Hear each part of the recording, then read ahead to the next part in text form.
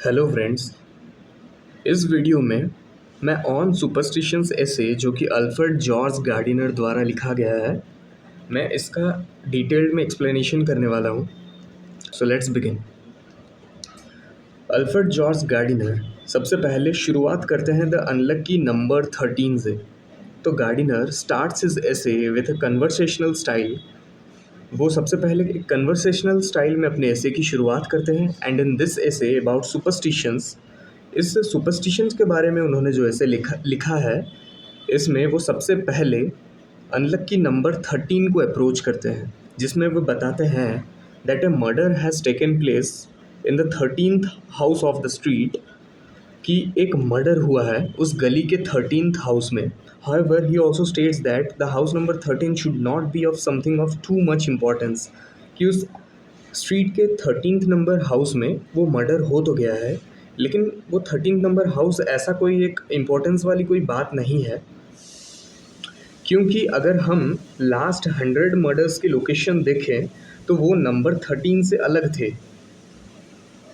वो लिखते हैं, if you look at the locations of the last 100 murders then many of them would have taken in other places than anything related to the number 13। Last 100 murders अगर हमें देखें तो उसमें number 13 से काफ़ी अलग अलग जगह मर्डर हुए हैं, लेकिन ये this simple logic does not prevent the world from को relating the number 13 with the murder. ये एक छोटा सा सिंपल लॉजिक वर्ल्ड को प्रिवेंट नहीं करता मर्डर को और नंबर 13 को को रिलेट करने से। The world obviously openly does not claim to believe in this superstitions. Gardiner हमें ये बताते हैं कि ये जो दुनिया है वो ओपनली ये एक्सेप्ट नहीं करती, ओपनली ये मतलब ये क्लेम नहीं करती कि वो सुपरस्टिशंस पे बिलीव करती है। They surely say it's childish to believe in such things. सब बोलते तो यही है कि ये बचपना है इस सुपरस्टिशंस पे बिलीव करना। No one would openly refuse to buy house because of its number. कोई भी एक घर को ख़रीदने से मना नहीं करेगा जस्ट उसके नंबर 13 की वजह से, या कोई भी एक डिनर की इनविटेशन को मना नहीं करेगा because 13 guests would sit for the dinner, क्योंकि 13 गेस्ट आए होंगे। Not that everyone will decline all these, but they would certainly be happy if the number of guests or the number of house was anything other than 13.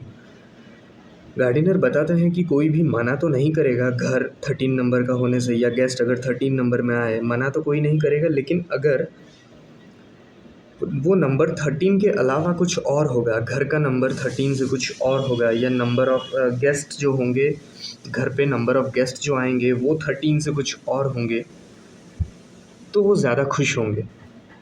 Gardiner says that people will not confess this weakness of believing in superstition neither to themselves not to anyone else. Gardiner ये कहते हैं people कभी भी ये confess नहीं करेंगे उनकी ये कमज़ोरी को कि वो खुद सुपरस्टिशंस पे बिलीव करते हैं, ना वो खुद के सामने एक्सेप्ट करेंगे, ना किसी दूसरे के सामने एक्सेप्ट करेंगे।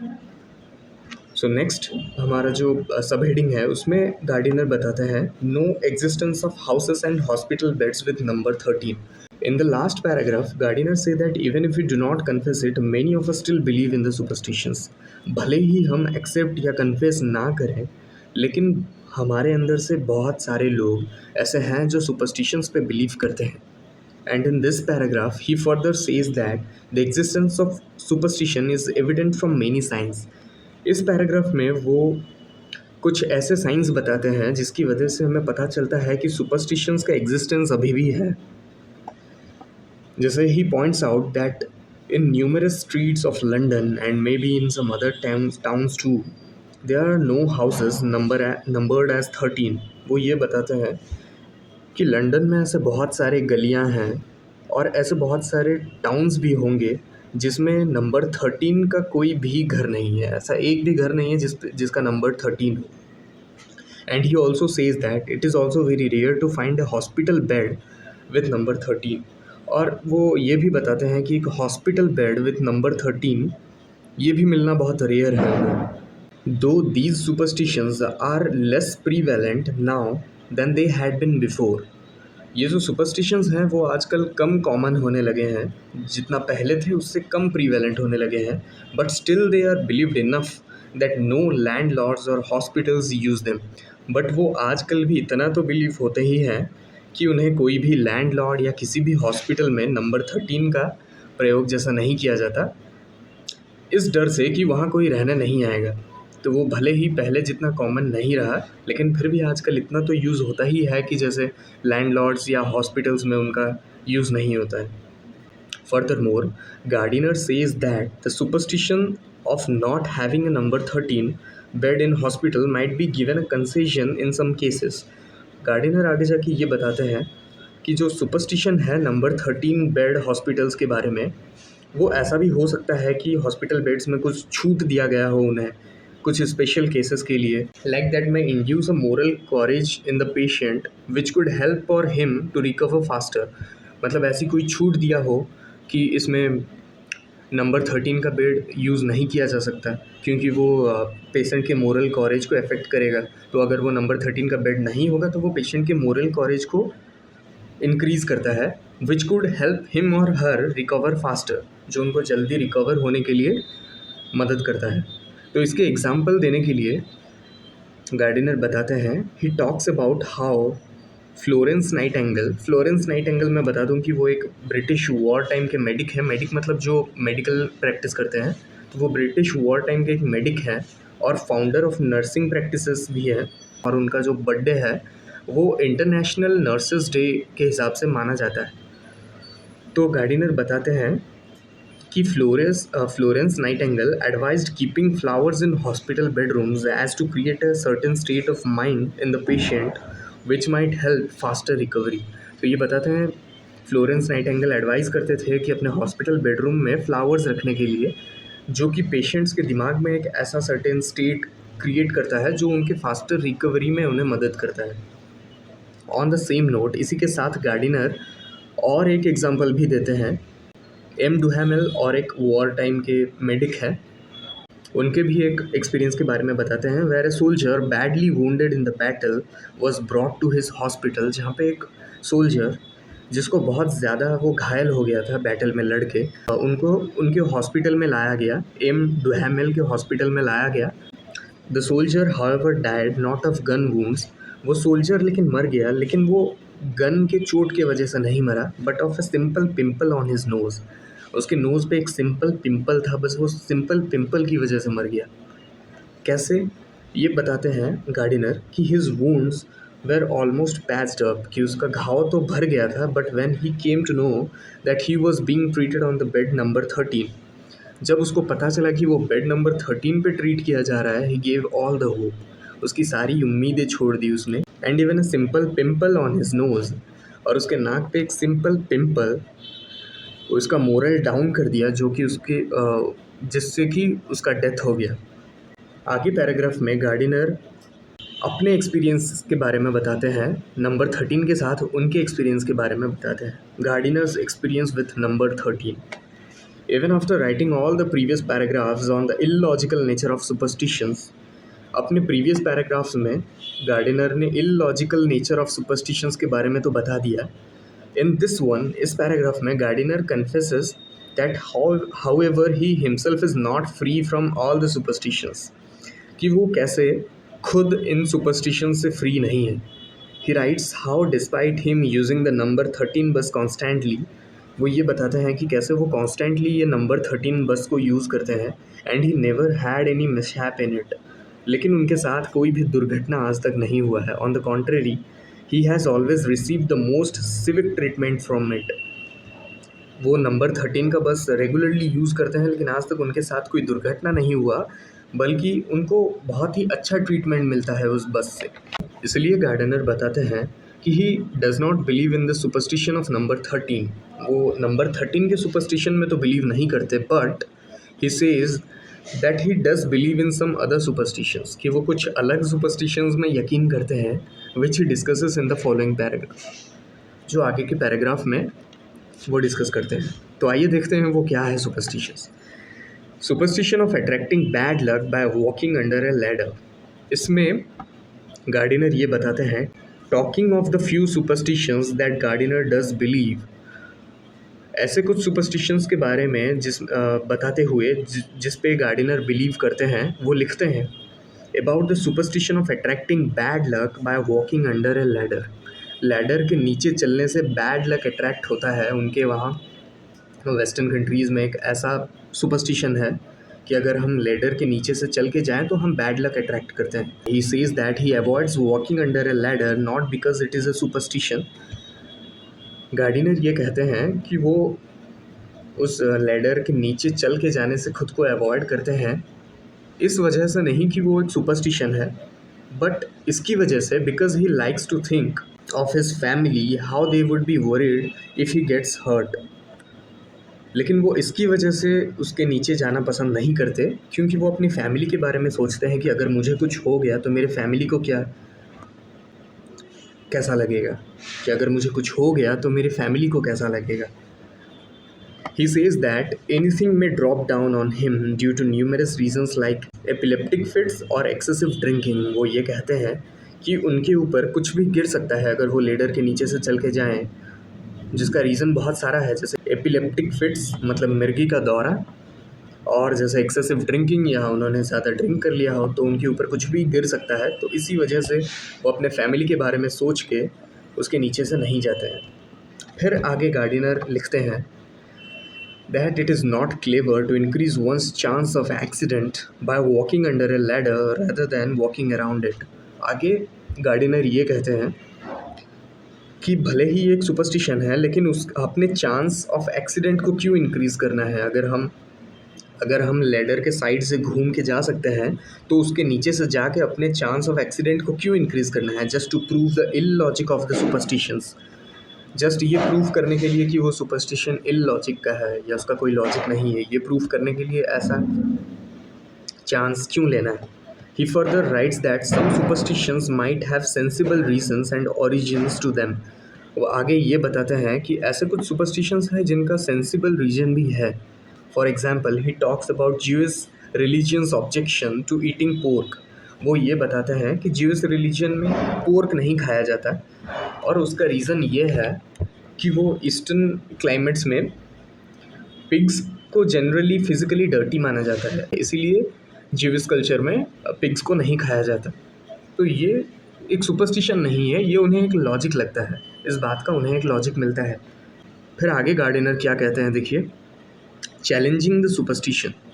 इसमें गार्डिनर कहते हैं even after explaining why he follows the superstition of the ladder, ये बताने के बाद भी कि वो इस सुपरस्टिशन लेडर के सुपरस्टिशन को क्यों बिलीव करते हैं, ये बताने के बाद भी he still says that even when he deliberately walks under, जब भी वो जानबूझकर सीढ़ी के नीचे से जाते हैं तो उन्हें ऐसा लगता है that he just challenges the superstition, कि वो उस सुपरस्टिशन को चैलेंज कर रहे हैं, not going unaware of it. वो ना जानकर उस सीढ़ी के नीचे से नहीं जा रहे हैं, उन्हें ऐसा लगता है जैसे वो इस सुपरस्टिशन को चैलेंज कर रहे हैं। उन्हें ऐसा लगता है when he goes around the ladder, जब वो सीढ़ी के ओर से घूम के जाते हैं तो उन्हें ऐसा लगता है जैसे वो उस सुपरस्टिशन पे बिलीव कर रहे हैं। और when he goes under it, जब वो सीढ़ी के नीचे से चल के जाते हैं उन्हें ऐसा लगता है that he is challenging it. But Gardiner wants to achieve a state where he is doing neither of those actions। Gardiner एक ऐसे स्टेट को अचीव करना चाहते हैं जहां उन्हें इन दोनों में से कुछ भी ना लगे, मतलब ना ही वो सुपरस्टिशन पे बिलीव करे और ना ही उसे डिनाई करे। But the only way if not go under it और around it, it is to go through it which is a funny way is impossible. Gardiner यहाँ पे बताते हैं कि अगर वो उसके अराउंड से नहीं जा सकते, उसके और से घूम के नहीं जा सकते या उसके नीचे से होकर नहीं जा सकते, तो फ़नी वे में बताते हैं कि तो उसके ऊपर से ही चले जाना बेहतर है, जो कि इम्पॉसिबल है। वो एक फ़नी वे में ये बताते हैं। आगे superstition about seeing a new moon. इसमें गार्डिनर बताते हैं here Gardiner talks about another superstition and expresses how he rather would like to see the new moon in open rather than through glass, and how he would like to see it over the right shoulder than his left। तो यहाँ पे Gardiner बताते हैं कि western countries में जो new moon है, new moon को ग्लास के थ्रू या ग्लास विंडोज़ के थ्रू देखना अशुभ माना जाता है वहाँ पे। ये एक सुपरस्टिशन है वहाँ का कि अनलक्की माना जाता है अगर विंडोज़ के थ्रू न्यू मून को देखो। तो इसीलिए गार्डनर ये कहते हैं कि वो जब न्यू मून आता है उसे ऐसे ओपनली देखना चाहते हैं रैदर दैन थ्रू ग्लास। और वो मून को अपने राइट शोल्डर के ऊपर से देखना चाहते हैं रैदर दैन हिज लेफ्ट। वो अपने लेफ्ट शोल्डर से नहीं, अपने राइट शोल्डर के ऊपर देखना चाहते हैं सूरज को, सॉरी मून को। He says that surely will not arrange these things to be like that consciously, but if they happen to happen like that, he would be happy. वो ये कहते हैं, गार्डिनर ये कहते हैं कि वो ऐसा चीज़ अरेंज तो नहीं करेंगे जानबूझकर, कॉन्शियसली अरेंज नहीं करेंगे कि मून मेरे राइट कंधे के ऊपर से निकले, या मैं गलती से भी मून को शीशे के अंदर से ना देख लूँ, किसी ग्लास के अंदर से ना देख लूँ। लेकिन अगर ये ऑटोमेटिक होता है, मैं ग्लास के अंदर से ना देखूँ और मून मेरे राइट शोल्डर के ऊपर से निकले, मतलब राइट शोल्डर के ऊपर से मैं मून को देखूँ, तो फिर मैं ज़्यादा खुश होऊंगा, ये गार्डनर बताते हैं। He also says that sometimes he even unconsciously had turned money over his pocket. वो ये भी बता देते हैं कि कैसे अनकॉन्शियसली वो मनी टर्न कर लिए उनके पॉकेट में, अपने पैसे को घुमा लिए as a means of good luck. यहाँ पे मैं आपको बता दूँ कि पहले एक सुपरस्टिशन था कि न्यू मून को अगर तुमने ग्लास के थ्रू ग्लास या किसी दूसरे पार्टीशन के थ्रू नहीं देखा है तो तुम्हें अपने पॉकेट के अंदर से मनी को टर्न कर देना चाहिए, इसको गुड लक माना जाता है।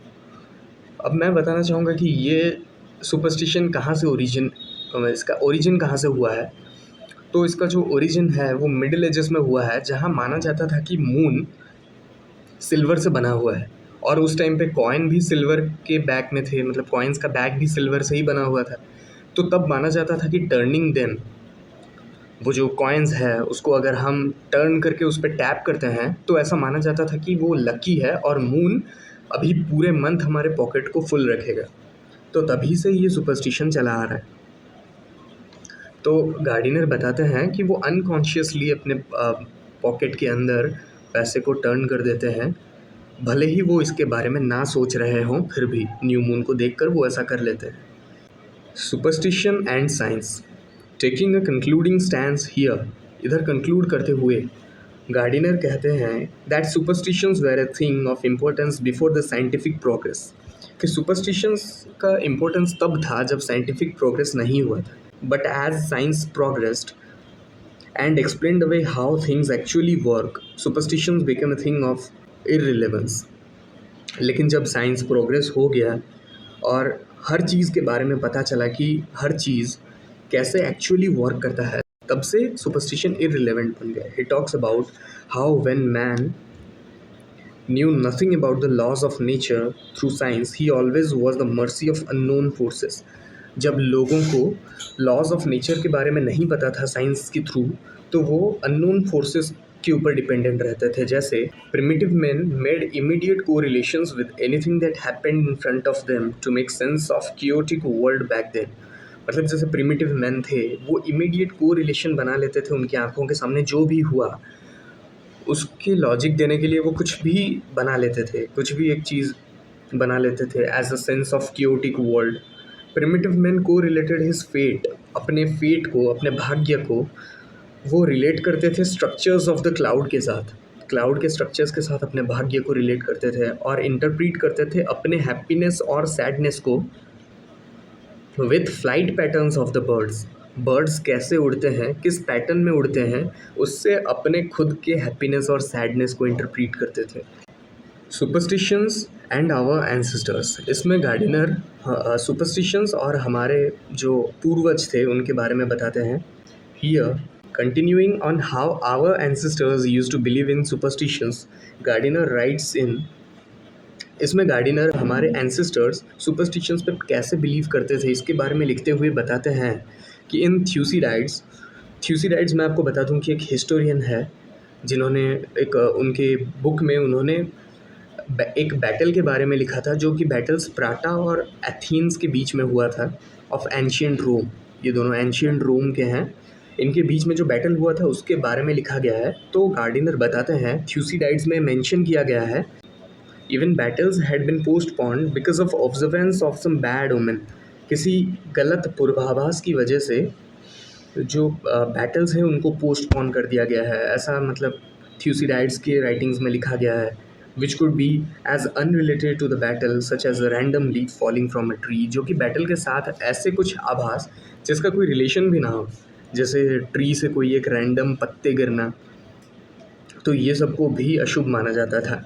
ही also talks how once Pompey cleverly used this belief in superstition in his favor and postponed the whole Roman election by announcing that he had heard thunders outside. Gardiner आगे ये बताता है कि कैसे Pompey चालाकी से अपने खुद के सुपरस्टिशन के बिलीफ को प्रूफ कराने के लिए रोमन इलेक्शन को पोस्टपोन करा देता है, ये कहकर कि बाहर उसने थंडर सुना है, ये कहकर उसने रोमन इलेक्शन को पोस्टपोन करा देता है।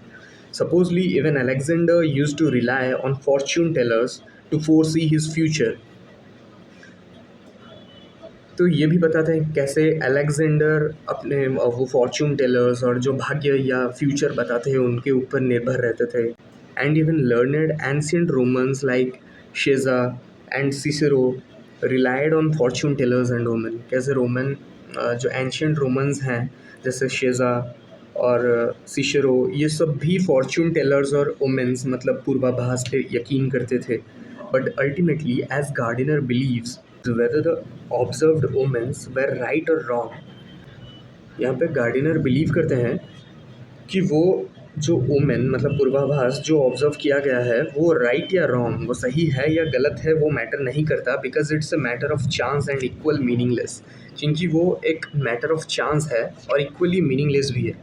For example he cites that how Cicero who was fleeing Antony and Caesar Augustus suddenly decided not to flee. वो ये एग्जांपल देते हैं जैसे सिसेरो, वो एंटोनी और सिसर इन दोनों के बैटल से भाग रहे होते हैं, तभी वो सडनली डिसाइड करते हैं नॉट टू फ्ली, वो भागने मतलब डिसाइड करते हैं कि वो नहीं भागेंगे, because he observed bad omens of crows, क्योंकि वो कौवों के कुछ गलत पूर्वाभास को ऑब्जर्व किए और डिसाइड किए कि वो नहीं भागेंगे, वापस आ जाएंगे, और ऐसा करने की वजह से वो इस प्रोसेस में उनका मर्डर किया गया। Had he not believed in any omens or superstitions, he would have fled easily. अगर वो इस सुपरस्टिशन या इस पूर्वाभास पे बिलीव नहीं करते तो वो ईजिली वहाँ से चले गए होते। कंक्लूज़न, तो कंक्लूज़न पार्ट में in this finishing paragraph Gardiner rights that he certainly would have liked to meet Caesar or Cicero in person by being born in that time period. इस फिनिशिंग पैराग्राफ में Gardiner ये कहना चाहते हैं कि वो personally scissor और Cicero के साथ मिलना तो चाहेंगे as a person by being born in that time period, वो उस पीरियड में जन्म लेकर उनके साथ मिलना तो चाहेंगे, but he also believes that the present time in which we are living is the best time to be alive. वो ये भी मानते हैं कि इस प्रेजेंट टाइम जहाँ पे हम रहते हैं वो बेस्ट टाइम है ज़िंदा रहने के लिए। It is a time where we all are free from all the baseless superstitions. यहाँ ये एक ऐसा टाइम है जहाँ हम सारे बेसलेस सुपरस्टिशंस से मुक्त हैं, हम किसी भी बेसलेस सुपरस्टिशंस पे रिलाई नहीं करते। That our ancestors used to believe, जो हमारे पूर्वज बिलीव किया करते थे। It is always pleasant to be in a situation where science is developed. Gardiner ये कहते हैं ये हमेशा एक खुशी की बात है, जहाँ साइंस डेवलप हो गई है वहाँ रहना ये बहुत ही खुशी की बात है। ही ऑल्सो राइट्स दैट दो Mankind still does not know how all the mysteries of life work, वो ये कहते हैं कि हालांकि अभी तक हमें मैनकाइंड या मिस्ट्रीज सारे लाइफ वर्क के सारे राज के बारे में अभी तक पता नहीं चला है, but still it is better in era of scientific revolution that it was in the past. But past से जो सिचुएशन था उससे बेहतर यही है जहाँ पे अभी साइंटिफिक रिवोल्यूशंस चल रहे हैं। As now at least the parliament does not dissolve with the clap of a thunder like it did in the Roman times. यहाँ पे गार्डिनर बताते हैं पास्ट से बेहतर आजकल का ज़माना ही है, क्योंकि भले ही मैनकाइंड ने सारे मिस्ट्रीज़ के राज नहीं खोले हैं या सारे मैनकाइंड के सारे राज अभी तक हमें नहीं पता चले हैं, लेकिन एटलीस्ट अभी हमारे पार्लियामेंट किसी बाहर थंडर की वजह से डिज़ोल्व नहीं कर दिया जा सकता, जैसे पहले रोमन टाइम्स में कर दिया गया था, थंडर की वजह से इलेक्शंस को पोस्टपोन कर दिया गया था, वैसे अब नहीं किया जाता, जैसे किसी थंडर को सुन के पार्लियामेंट को डिज़ोल्व नहीं किया जाता। तो इसी के साथ गार्डनर अपने ऐसे को एंड करते हैं। तो आज के लिए बस इतना ही, मिलते हैं नेक्स्ट वीडियो पर। Till then thank you and have a nice day.